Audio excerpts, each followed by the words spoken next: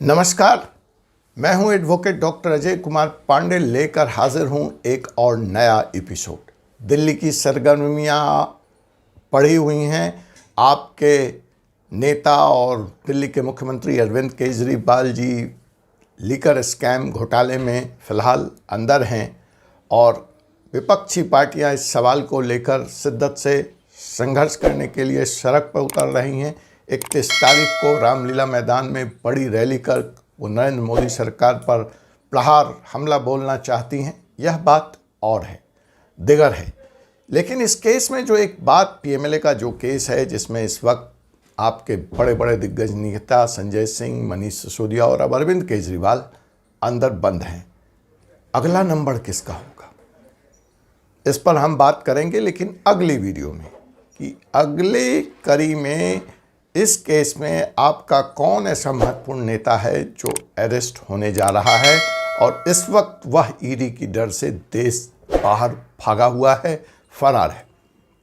इस विषय पर हम बात करेंगे अपने अगले वीडियो में। फिलहाल यह जो सारी कार्रवाई हुई है ईडी की, क्या अरविंद केजरीवाल की गिरफ्तारी पार्टी के अंदर किसी तरह के पावर स्ट्रगल का परिणाम है?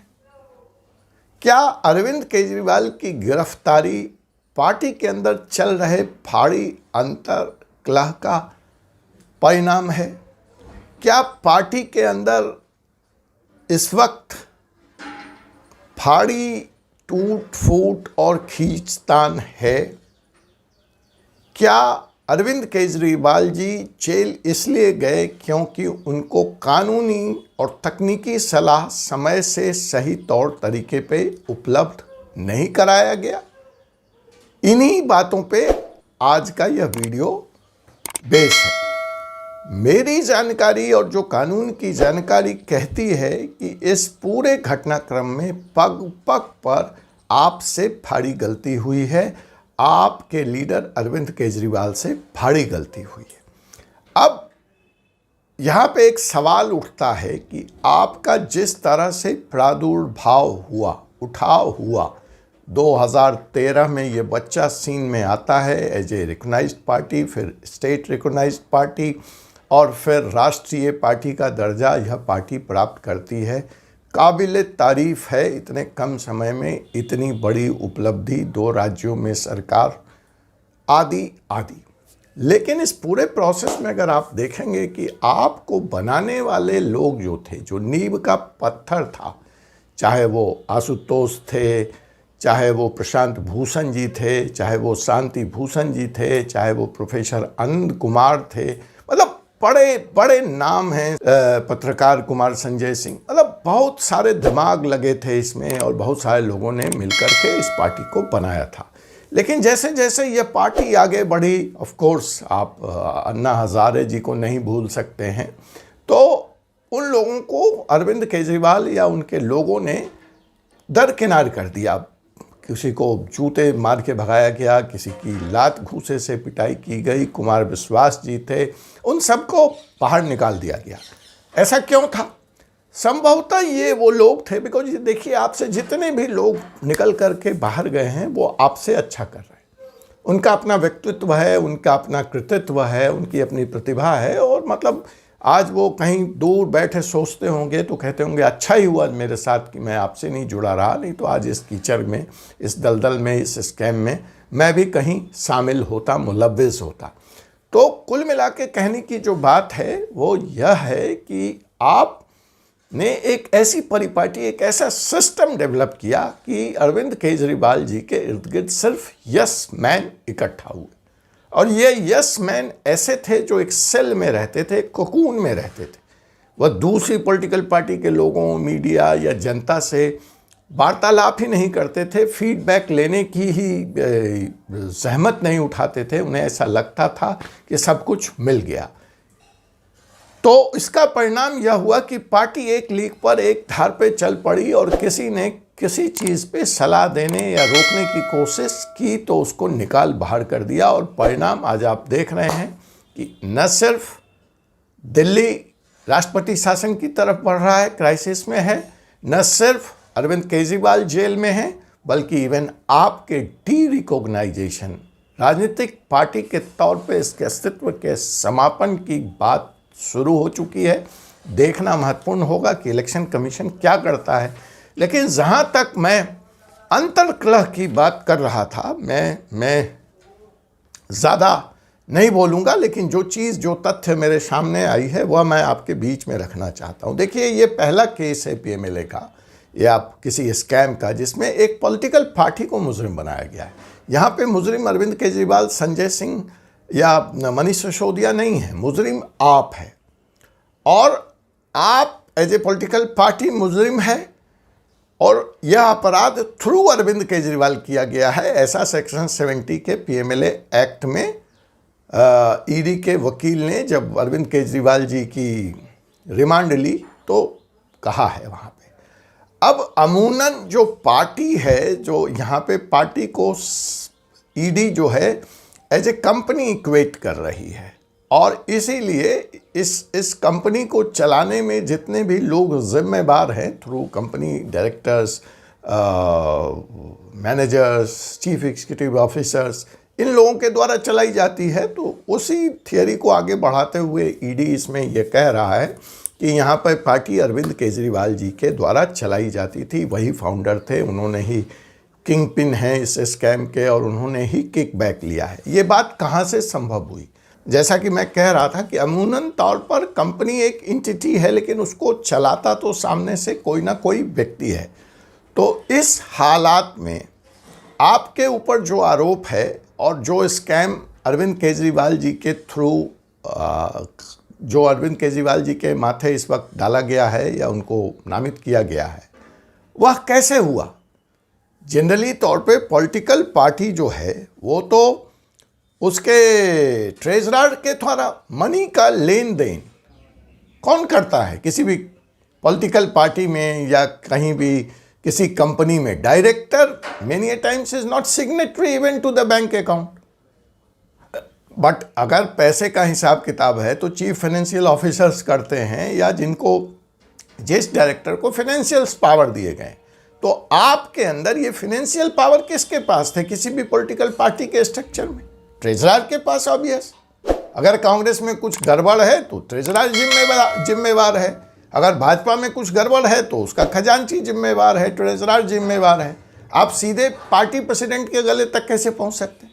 यहाँ पर सीधे ईडी ने अरविंद केजरीवाल जी को अरेस्ट कर लिया। अरविंद केजरीवाल जी का पार्टी के बही खातों से, पार्टी के ट्रेजरी से क्या लेना देना, यह सवाल है। तो क्या अरविंद केजरीवाल जी के इस मुकदमे में ईडी ने गलत गिरफ्तारी की है? क्या अरविंद केजरीवाल छूट जाएंगे? इन सारी बातों पर कानूनी तौर से हम बात करेंगे। आप देखते रहिए फोर्सी सुप्रीम लॉ पार्टनर्स का ये चैनल। लेकिन फिलहाल जिसमें अंतर्कलह की बात कर रहा हूं कि आखिर अरविंद केजरीवाल तक ईडी के हाथ कैसे पहुंचे? पहुंचना तो चाहिए था ट्रेजरर के पास। मनी का लेन देन सारा कुछ तो पार्टी के अंदर ट्रेजरर से होता है। तो जी हाँ जनाब, जो राज्यसभा के दूसरे टर्म के जो आपके नेता हैं एनडी गुप्ता साहब, पेशे से आप चार्टर्ड अकाउंटेंट हैं, कायदे से ये इस वक्त ईडी के शिकंजे में होने चाहिए थे। लेकिन इनको छोड़कर अरविंद केजरीवाल जी को उठा लेना, डिप्टी सीएम मिनिस्टर को उठा लेना, ये कैसे हुआ? तो आइए देखिए, अपने जांच में जब ईडी आगे बढ़ी और एनडी गुप्ता साहब तक पहुंची एज ए ट्रेजरर हिसाब लेने पैसे का, तो एनडी गुप्ता साहब ने बाज़ाब्ता एक हलफनामा दिया है, एक एफिडेविट दिया है, एफिडेविट ऑन ओथ। वो उसमें क्या कहते हैं? आप treasurer N D Gupta, a leading chartered accountant who has recently nominated in Rajya Sabha for second term, has stated before ED on oath that it was Kejriwal who would take the decision of the party being its national convener and also decide policies of the government being the CM and head of the government. तो जो हलफनामा मैंने आपके सामने पढ़ा, जिसमें ND Gupta साहब राज्यसभा के आपके सदस्य और पार्टी के ट्रेजरर ये कहते हैं कि एज ए ट्रेजरर पार्टी की पॉलिसीज, पार्टी के हिसाब किताब, पार्टी के बही खाते से उनका कुछ लेना देना नहीं था। Arvind Kejriwal ji as a national convener of the party सारे निर्णय लिया करते थे, सारी पॉलिसीज डिसाइड करते थे, और अरविंद केजरीवाल जी ही बतौर मुख्यमंत्री दिल्ली सरकार के भी निर्णय लिए होते थे। तो इस हलफनामे के बाद जहां यह ईडी का शिकंजा इंडी गुप्ता की तरफ बढ़ता, वो इसके गिरफ्त में होते, वहां से यह शिफ्ट होकर अरविंद केजरीवाल जी की गर्दन तक पहुंचा, और अरविंद केजरीवाल जी ही ईडी के द्वारा नामित किए गए कि आपने यह अपराध किया है, लेकिन through its national convener, through its think tank Arvind Kejriwal. तो क्या यह कोई कानूनी पेंच है, कोई कानूनी टैक्टिस है, या इंडी गुप्ता ने जानबूझकर अपनी जिम्मेवारी केजरीवाल जी की तरफ फेंक दी और परिणाम स्वरूप केजरीवाल जी को अरेस्ट होना पड़ा? क्या यह पार्टी में चल रहे किसी अंतर कलह का द्योतक है, सूचक है? क्या आप फिलहाल इस वक्त तो फार में बटी हुई है? मेरी जानकारी के अनुसार जी हाँ, आप में इस वक्त भारी अंतर कलह चल रहा है।